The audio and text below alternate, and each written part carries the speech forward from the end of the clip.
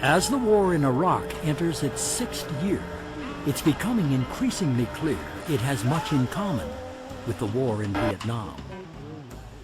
With the passing of more than a generation, many Vietnam veterans are questioning America's now familiar and repetitive military policies.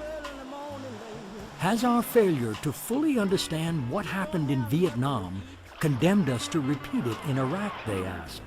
And for this reason alone, they believe, the reality of the war in Vietnam needs to be re-examined for our own sake, but more importantly, for the sake of future generations.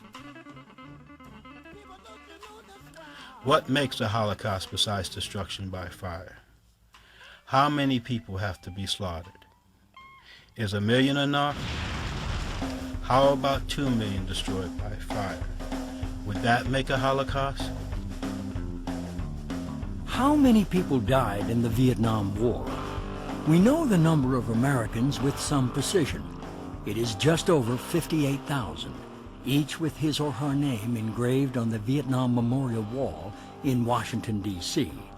But how many Vietnamese, not to mention Laotians or Cambodians, died in the war with the U.S.? And who would know? Probably no one would know for certain. In 1995, Vietnam released a figure of 4 million civilians and 1 million combatants killed. Nobody has officially challenged those figures.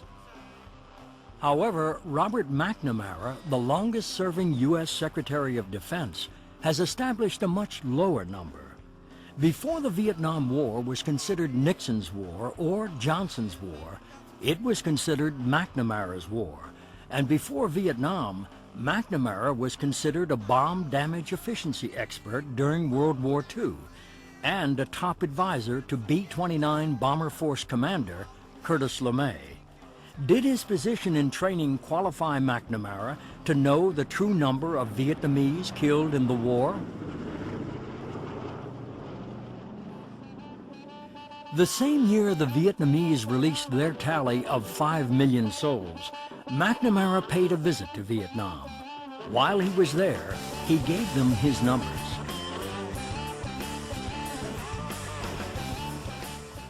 Do you mean to say it was not a tragedy for you when you lost 3,400,000 Vietnamese killed, which on our population base is the equivalent of 27 million Americans? What did you accomplish?